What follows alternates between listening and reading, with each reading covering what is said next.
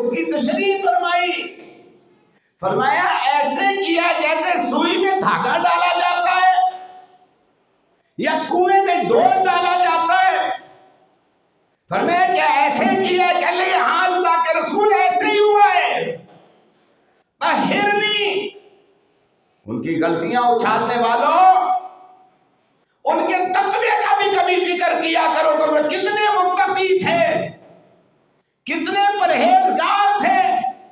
ایک روایت میں آتا ہے کہ نبی پاک صلی اللہ علیہ وآلہ وسلم نے فرمایا اگر اس کی توبہ کو محمد کریم کی امت کے گناہگاروں میں تقسیم کیا جائے تو اللہ ان گناہگاروں کو معاف کر دے۔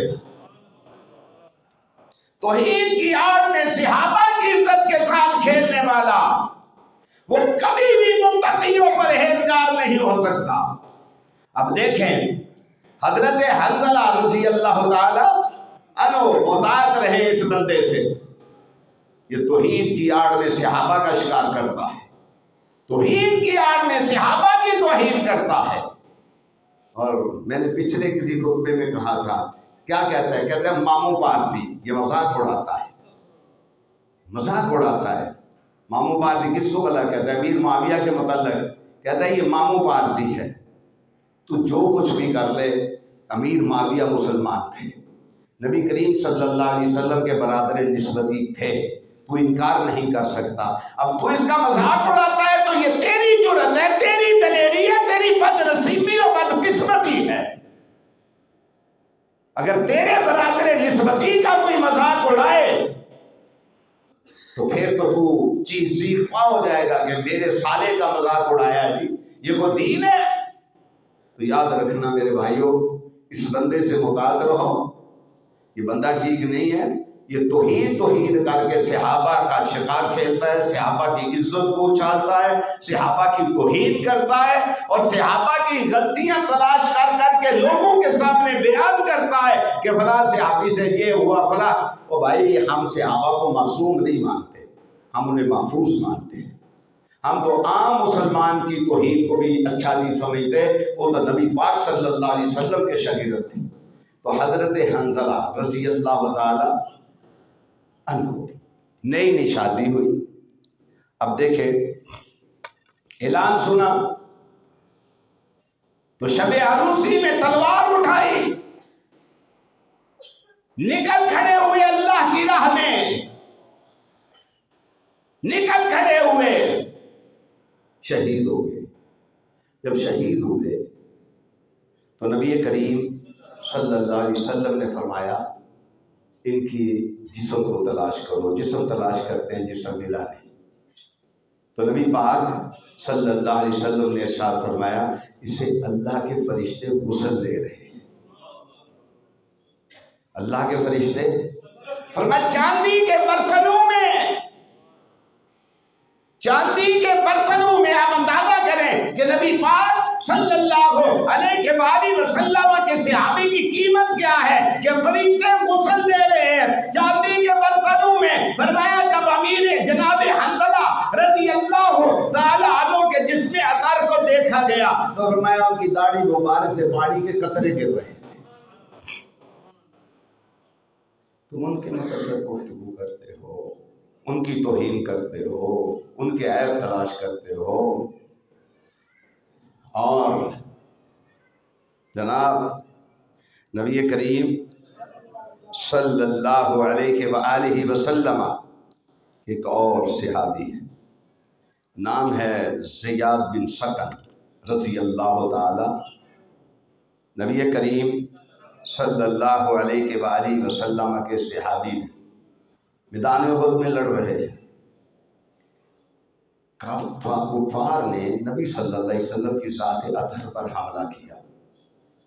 نبی پاک صلی اللہ علیہ وسلم نے ایک اعلان کیا، رجل یشری، من رجل، ہے کوئی بندہ تو جو فرمانا جو آج اپنی جان بیچ دے، جو آج اپنی جان کس کے لیے؟ محمد کریم کے لیے صلی اللہ علیہ وآلہ وسلم، لنا نفسہ، ہمارے لیے آج اپنی جان بیچ دے۔ زیاد بن سکن آئے، فرمایا اللہ کے رسول صلی सौदा। यूं ही तो कुरान ने नहीं कहा ना, इन्नल्लाह अश्तरा मिनल मुमिनीना अनफुसहुम व अमवालहुम बिअन्ना लहुमुल जन्नह। इन्नल्लाह अश्तरा मिनल मुमिनीना अनफुसहुम व अमवालहुम बिअन्ना लहुमुल जन्नह। जिन लोगों ने क्या किया, सौदे कर लिए मोमिनीन में से। अल्लाह कहता है क्या थे? मोमिनीन। अल्लाह क्या कहता है? क्या थे? मोमिनीन। इन्नल्लाह अश्तरा मिनल मोमिनीना, सौदे कर लिए, बेच दिया अपनी जानों को। किसके बदले? सौदा किसके बदले? आप एक चीज देते हैं तो उसके बदले पैसे लेते हैं, या आप एक चीज देते हैं तो उसके बदले उसको पैसे देते हैं। कभी आप चीज ले रहे होते हैं, कभी आप चीज दे रहे होते हैं। जब सहाबा ने बेचा अपने आप को तो किसके बदले? बिअन्ना लहुमुल जन्नह। किसके बदले बेचा? जन्नत के बदले। ये तो सौदा किया अल्लाह से। बिअन्ना लहुमुल जन्नह, अल्लाह से सौदा किया इन लोगों ने। किसके बदले? जन्नत के बदले। इन्नल्लाह अश्तरा मिनल मुमिनीना, किस चीज का? बिअन्ना लहुमुल जन्नह, जन्नत के बदले इन्होंने अपनी जानों को सौदा कर लिया अल्लाह से। अल्लाह तो जन्नत दे दे, जान तो पहले भी अल्लाह ही की है। जब वो बंदा फौत हो जाता है तो क्या कहते हैं? इन्ना लिल्लाहि। तो क्या मफ़हूम है इसका? अल्लाह सब कुछ तेरा है, हम भी तेरी हैं, और तेरी ही तरफ हमने लौट के आना है। जब है ही अल्लाह का तो खुश दिली से अगर अल्लाह के सामने अपना सब कुछ पेश कर दिया जाए, अल्लाह हम सौदा कर रहे हैं तेरे साथ, किस चीज का? जन्नत के बदले। अल्लाह जान भी तेरी, माल भी तेरा। हजरत ज़ियाद बिन सकन रज़ी अल्लाह ताला अन्हो, नबी करीम सल्लल्लाहु अलैहि वसल्लम ने इरशाद फरमाया, मन रजुल, है कोई बंदा यशरी लना नफ्सहू, जो आज अपनी जान मोहम्मद के बदले बेच दे सल्लल्लाहु अलैहि वसल्लम। और सहाबा को देखो तो सही, ज़ियाद बिन सकन रज़ी अल्लाह ताला अन्हो ने जब ये सुना तो नबी पाक सल्लल्लाहु अलैहि वसल्लम पर अपनी जान कुर्बान कर दी। अब जब आप गिरे और नज़ा का आलम तारी है तो नबी पाक सल्लल्लाहु अलैहि वसल्लम ने एक बात की, कहले ज़ियाद, कोई तमन्ना, कोई आरज़ू, कोई ख्वाहिश? तो क्या कहने लगे वो? किसी ने कहा निकल जाए दम तेरे कदमों के नीचे। नबी इस्लाम के कदमों में पड़े हुए थे। फरमाया कोई आरज़ू, कोई ख्वाहिश बताओ? फरमाया निकल जाए दम तेरे कदमों के नीचे। यही दिल की हसरत, यही आरज़ू है। फरमाया इससे बड़ी बात क्या है कि कदम आपके हो, जिस्म मेरा हो, और अल्लाह मेरी कुर्बानी को कबूल और मंजूर फरमा ले। ये कहते हुए इस दुनिया फानी से रुखसत हो गए। इनको कहते हैं हजरत ज़ियाद बिन सकन रज़ी अल्लाह ताला अन्हो। तो इनकी बातें करता है, इनको तो रसूलुल्लाह ने खरीदा हुआ है, ये तो रसूलुल्लाह का सौदा है। रसूलुल्लाह ने कहा नहीं, मन रजुल, है कोई जो आज बेच दे अपना आप? फरमाया हुजूर मैंने बेच दिया अपना आप। इनको कहते हो जो हुजूर की दुकान का सौदा है, जो हुजूर के गुलाम है, जिन्होंने अपना बेच दिया। तो नबी पाक सल्लल्लाहु अलैहि वसल्लम जब फरमाते हैं कि कुछ है आरज़ू, कहते हैं अल्लाह के रसूल आरज़ू क्या है? यही आरज़ू है कि मेरा दम आपके कदमों के नीचे निकल जाए। तो नबी करीम सल्लल्लाहु अलैहि वसल्लम के एक और सहाबी हैं जिनका नाम है हज़रत साद बिन रबी रज़ी अल्लाह ताला अन्हो। हज़रत साद बिन रबी रज़ी अल्लाह ताला अन्हो फरमाया, नबी सल्लल्लाहु अलैहि वसल्लम ने हज़रत ज़ैद को हुक्म दिया कि साद को तलाश करो, साद बिन रबी को तलाश करो। जब तलाश किया तो साद बिन रबी रज़ी अल्लाह ताला अन्हो حالت نزا میں تھے. حضرت زید نے انہیں سلام کیا اور کہا میرا سلام بھی پہنچے اور نبی علیہ السلام نے آپ کو سلام کہا ہے. توجہ فرمائیں, میرا سلام بھی آپ کو پہنچے اور نبی پاک صلی اللہ علیہ وآلہ وسلم نے بھی آپ کو سلام کہا ہے. یار جن کو نبی علیہ السلام سلام کہے, ذرا توجہ فرمائیں, جن کو نبی علیہ السلام سلام کہیں, کیا نبی علیہ السلام کو پتہ نہیں تھا کہ میرے صحابہ میں لفظ بشری بھی ہو سکتی ہے, ان سے بھی لفظ بشری ہو سکتی ہے؟ لیکن نبی علیہ السلام کو محبوب ترین تھے. آپ کہتے ہیں حضرت زید جا کے حضرت سعد بن ربیع کو, اے سعد تجھے نبی پاک صلی اللہ علیہ وآلہ وسلم نے کہا ہے کہ تجھے سلام ہو, کس کا؟ محمد الرسول اللہ کا صلی اللہ علیہ وآلہ وسلم.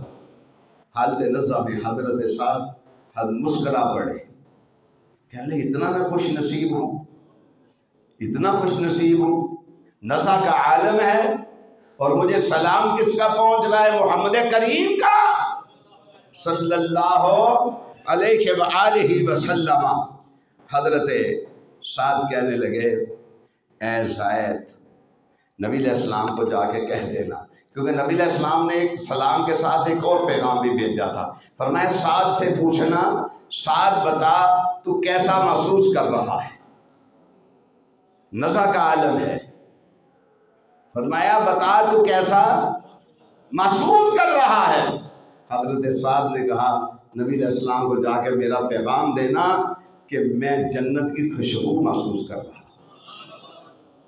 جنت کی خوشبو محسوس کر رہا ہوں. اور فرمایا میری قوم کو جا کے کہہ دینا اگر نبی علیہ السلام کو کوئی تمہاری زندگی میں دکھ پہنچا تو اللہ تمہارا کوئی عذر قبول نہیں کرے گا. اب چلے آگے چلتے ہیں. دو اور صحابہ ہیں, بیٹھ گئے آپس میں, کہتے ہیں کہ معرکہ احد ہونے والا ہے. یہاں ایک اور بات کر دوں, معرکہ احد کے متعلق بھی بہت سارا مجھے نہ خیال کرنا پڑتا ہے کہ ممبر پر کھڑا ہوں, ورنہ جس قسم کی گفتگو یہ لوگ کرتے ہیں ہم بھی کر سکتے ہیں. یہ نہیں کہ ہم منہ میں زبان نہیں رکھتے یا اس انداز سے ان کو جواب نہیں دے سکتے, وہ بھی دے سکتے ہیں, لیکن پھر بھی میں سمجھتا ہوں کچھ فرق رہنا چاہیے ہم میں اور ان میں. جو صحابہ کے متعلق فضول گفتگو کرتے ہیں ہم میں اور ان میں پھر بھی کچھ نہ کچھ فرق جو ہے نا وہ رہنا ہی چاہیے, ورنہ ہم ویسے ہی گفتگو بھی کر سکتے. ہمارے منہ میں بھی زبان تو ہے نا, ہمارے جذبات بھی مچلتے ہیں. جب صحابہ کے متعلق وہ گفتگو سنتے ہیں تو پھر ہمارے جذبات جو ہے نا وہ رہتے نہیں, لیکن پھر بھی ہم سوچتے ہیں کہ چلو کچھ فرق رہنا چاہیے. کہتے ہیں جی صحابہ بھاگ گئے, کہتے ہیں صحابہ بھاگ گئے, وہ گھاٹی چھوڑ دی. کس کے لیے؟ آگے جو بات کرتے ہیں نا وہ کہتے ہیں اس لیے چھوڑ دی دنیا کے مال کے لیے. ہم کہتے ہیں صحابہ سے لغزش بشری ہوئی, اللہ نے انہیں معاف کر دیا. پہلی بات تو یہ ہے کہ اللہ نے انہیں معاف کر دیا. جس کو اللہ نے معاف کر دیا مجھے کیا حق پہنچتا ہے کہ اس غلطی کو میں اچھالوں؟ میں نے آپ میں سے کسی کا جرم کیا, اس نے مجھے معاف کر دیا, اسے کہا جو میں نے معاف, آپ کو کیا حق پہنچتا ہے کہ آپ اس غلطی کو اچھالیں؟ صحابہ سے لغزش بشری ہوئی, اللہ نے معاف کر دیا, اللہ کے رسول نے معاف کر دیا. آپ کو کیا حق پہنچتا ہے؟ پہلی بات. دوسری بات یہ جو کہتے ہیں جی مال اکٹھا کرنے کے لیے, اچھا یہاں بھی سید عبدالغنی شاہ صاحب رحمۃ اللہ علیہ ہوتے تھے کاموں کی کے, بہت بڑے مبلغ تھے مسلک اہل حدیث کے. وہ ایک بات کیا کرتے تھے, وہ کہتے تھے رب رسے تے مت خسے, رب رسے تے مت خسے. جس سے اللہ ناراض ہو جائے اللہ دی مت مار دیتا ہے, پھر تو کوئی کام سیدھا ہوتا نہیں.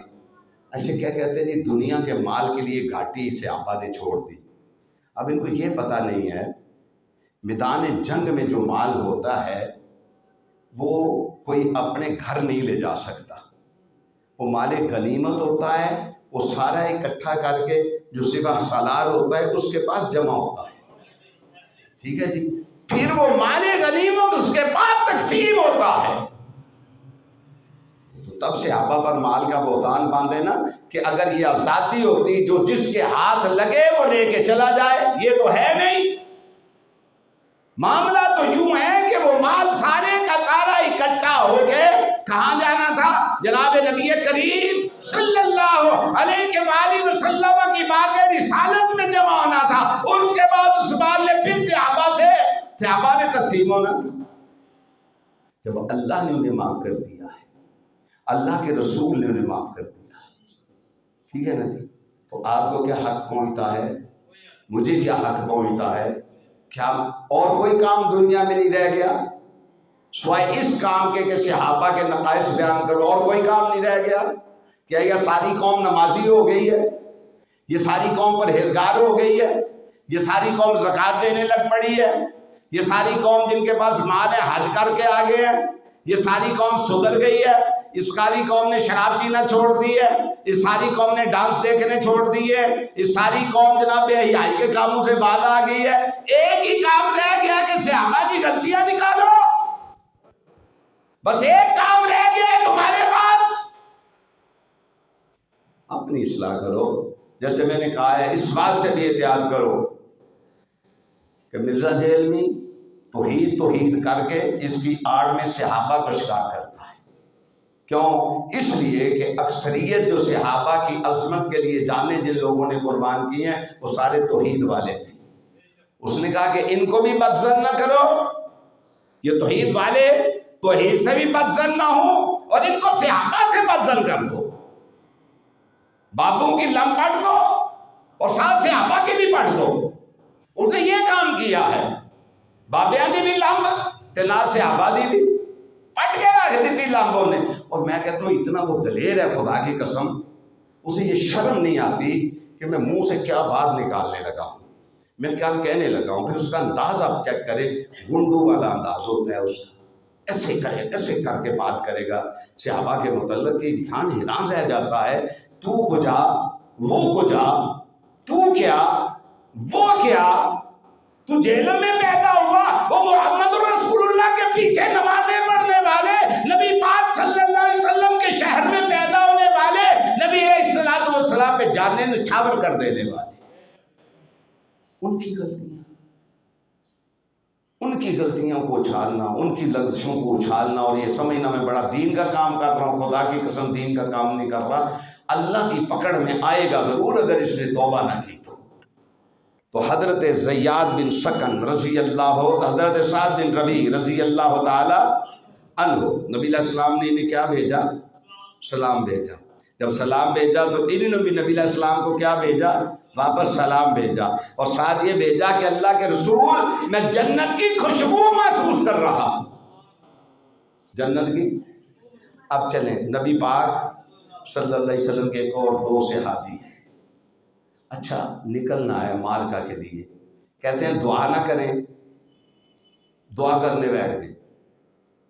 ایک عبداللہ ہے اور ایک عبداللہ بن جحش ہے، ایک عبداللہ بن جحش ہے اور ایک سعد ہے۔ اچھا یہ بیٹھ گئے دعا کر رہے ہیں، دعا کیا کر رہے ہیں؟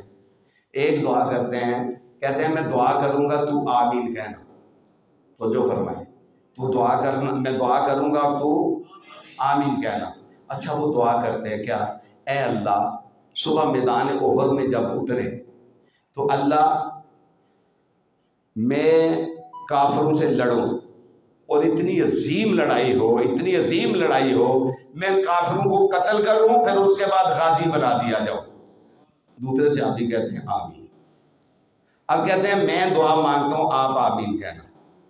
اب دیکھیں ان کا آپس میں کیسا اعتماد ہے، اور ایک دوسرے کو کیسا وہ متقی سمجھتے ہیں، کیسا پرہیزگار سمجھتے ہیں کہ یہ آمین کہے گا اللہ دعا قبول کر لے گا۔ اندازہ کریں ذرا صحابہ کا آپس میں تعلق دیکھیں آپ۔ اگر صحابہ کی چپکلش کو بیان کرتے ہو تو صحابہ کا تعلق بھی تو بیان کرو نا، کیسے مہربان تھے ایک دوسرے پر۔ اب دیکھیں وہ کیا کہتے ہیں، کہتے ہیں یا اللہ صبح مار کا ہو، میں جب میدان میں جاؤں زبردست لڑائی ہو، اللہ پھر تیری راہ میں میرے ہاتھ کی انگلیاں کاٹ لی جائیں، اللہ تیری راہ میں میرے کان کاٹ دیے جائیں، اللہ تیری راہ میں میرے دانت توڑ دیے جائیں، اللہ تیری راہ میں میری ناک کاٹ لی جائے، اللہ تیری راہ میں میری آنکھیں نکال لی جائے، اللہ تیری راہ میں میری زبان کاٹ دی جائے، اللہ میرے جسم کا ایک ایک ٹکڑا کر دیا جائے، اور اللہ جب تو مجھے پوچھے دن قیامت کے کہ یہ کیوں ہوا، تو میں کہوں اللہ تیرے لیے اور تیرے پیغمبر کی رضامندی کے لیے ہوا، اور اللہ تیری زبان سے نکلے کہ صدقتا، تم نے سچ کہا ہے جو کچھ کہا ہے۔ ان صحابہ کے متعلق زبان دراز کرنا، ان کے متعلق گفتگو کرنا، ان کی توہین کرنا، پھر وہ بندہ اپنے انجام کی خیر منائے کہ اللہ تعالیٰ کو وہ کیا جواب دے گا۔ تو نبی کریم صلی اللہ علیہ وسلم کے ایک اور صحابی تھے، وہ تھے ان کی ایک ٹانگ کام نہیں کرتی تھی، تو انہوں نے کہا کہ میں نے بھی جانا ہے۔ اب ان کے بیٹے کہنے لگے ابا جی ہم جو جائیں گے تو آپ کیوں جائیں گے؟ کہنے لگے نہیں میں نے بھی جانا ہے۔ تو نبی علیہ السلام کے پاس گئے، کہنے لگے اللہ کے رسول صلی اللہ علیہ وسلم ہمارے باپ کو سمجھائیں کہ اس کی ایک ٹانگ کام نہیں کرتی تو یہ نہ جائے میدان میں۔ تو نبی کریم صلی اللہ علیہ وسلم نے انہیں بلا کے سمجھایا، تو کہنے لگے اللہ کے رسول صلی اللہ علیہ وسلم میں یہ چاہتا ہوں کہ میں جنت میں اپنے ایک پاؤں پر ہی جاؤں، آپ مجھے اجازت دے دیجئے۔ نبی کریم صلی اللہ علیہ وسلم نے اجازت دی۔ اب انہوں نے ایک دعا کی، کہنے لگے اے اللہ مجھے واپس اپنے بیوی بچوں میں نہ لانا، یہ شہید ہو گئے، ان کا ایک بیٹا بھی شہید ہوا، ان کا ایک برادر نسبتی بھی شہید ہوا، ایک گھر کے جب یہ شہید ہوئے تو اونٹ پر ان تینوں کے جسموں کو لادا گیا کہ مدینہ منورہ میں انہیں دفن کیا جائے۔ اب اونٹ اٹھتا نہیں، نبی پاک صلی اللہ علیہ وسلم کے پاس گئے، کہنے حضور یہ معاملہ ہے۔ فرمایا اس نے کوئی دعا تو نہیں کی تھی، اس کا نام ہے عمر بن جموع نے کوئی دعا تو نہیں کی تھی؟ کہنے کہ کی تھی۔ فرمایا کیا دعا کی تھی؟ فرمایا یہ دعا کی تھی کہ اللہم لا ترد الی اہلی، اللہ مجھے میرے بیوی بچوں میں نہ لٹا کے لانا۔ فرمایا پھر یوں کرو اس کو یہاں ہی دفن کر دو، اس کو یہاں ہی دفن کر دو۔ وہاں تو وہ لوگ پہنچ گئے، وہاں تو نبی نے، وہاں تو بیمار نبی پاک صلی اللہ علیہ وسلم کے حکم پر قربان ہو گئے۔ تمہیں صحابہ کی قربانیاں یاد نہیں آتی؟ تمہیں صحابہ کی وفاداریاں یاد نہیں آتی؟ تمہیں صحابہ کی جانثاری یاد نہیں آتی؟ تمہیں صحابہ کا اپنا مال نبی پاک صلی اللہ علیہ وآلہ وسلم کے ایک حکم پر لٹا دینا یاد نہیں آتا؟ تمہیں یہ یاد آتا ہے، جنگ صفین یاد آتی ہے تمہیں، اور تمہیں کچھ یاد نہیں آتا؟ نبی کریم صلی اللہ علیہ وآلہ وسلم، اللہ اکبر، کہ یہ صحابہ اور دعائیں کیا مانگتے ہیں؟ اللہم ارزقنی شہادت۔ حضرت عمر کیا دعا مانگا کرتے تھے؟ اللہ مجھے شہادت کی موت نصیب فرما فی بلد رسولک، نبی پاک صلی اللہ علیہ وسلم کے شہر میں۔ پھر اللہ نے ایسی دعا قبول فرمائی، بلد رسولک تو سبحان اللہ، فقط مسجد رسولک، نبی علیہ السلام کی مسجد میں، اور مسجد کا بھی وہ اعلیٰ ترین مقام، کون سا مقام؟ اور وہاں کون کھڑے ہوتے تھے؟ نبی علیہ السلام، اور اس کے بعد ابو بکر صدیق۔ وہاں شہادت کی موت نصیب فرمائی، اور کیسے نصیب فرمائی؟ فرمایا حالت نماز میں، حالت، ذرا ان کی زندگی کی آخری وقت دیکھیں، ان کا آخری وقت دیکھیں، حالت نماز میں عثمان قرآن پڑھتے ہوئے، علی المرتضیٰ مسجد جاتے ہوئے، توجہ فرمائیں، علی المرتضیٰ، حضرت عثمان قرآن پڑھتے ہوئے، عمر فاروق نماز پڑھاتے ہوئے، تے جڑے تواڈے سارے دے امیر المومنین نے انہاں تے نماز نہیں ہوندی،